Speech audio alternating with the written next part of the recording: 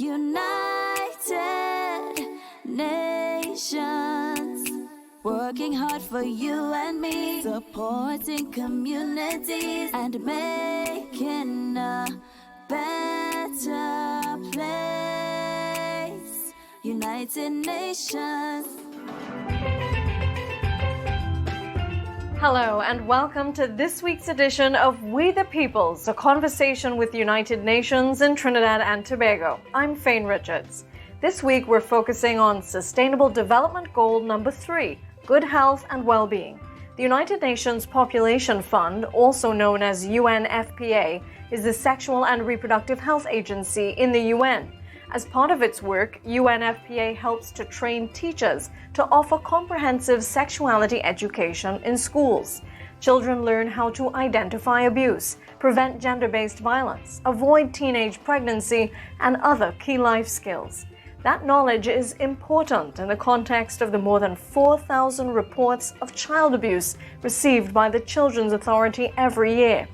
UNFPA's Liaison Officer for TNT, Aurora Noguerra-Ramkissoon, tells us how comprehensive sexuality education can help.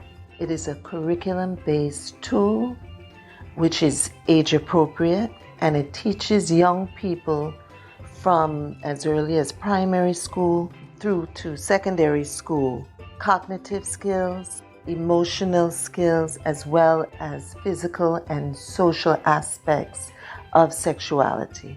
So this includes information on gender-based violence, bad touch, good touch. Kamla Tewarie, who heads the Hindu Women's Association of Trinidad and Tobago, is an ally in this mission. Mrs. Tewarie is a retired teacher.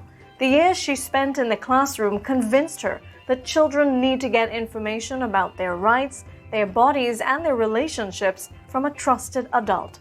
Parents are the preferred source, but some parents don't know how to have these talks. Sex by itself is a bad word for most homes.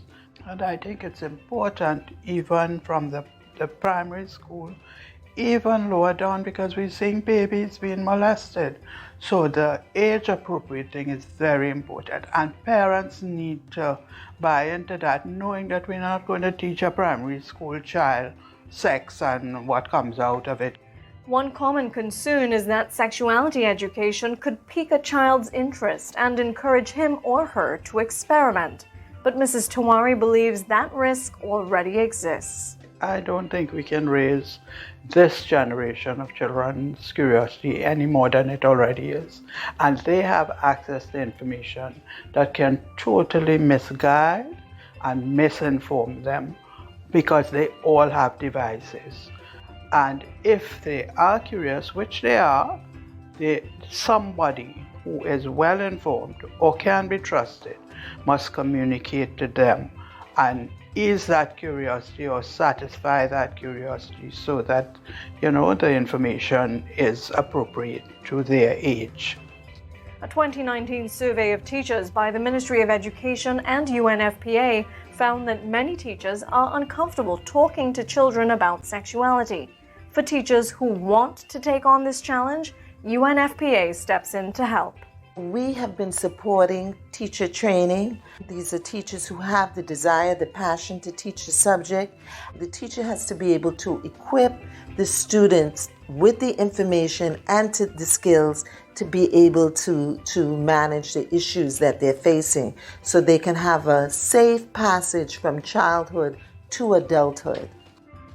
You can learn more about the work of UNFPA at caribbean.unfpa.org. Thanks for listening to this week's edition of We the Peoples, Conversations with the UN in TNT. Join us next week to learn more about the work of the United Nations team in Trinidad and Tobago. United Nations, working hard for you and me, supporting communities and making a better place. United Nations.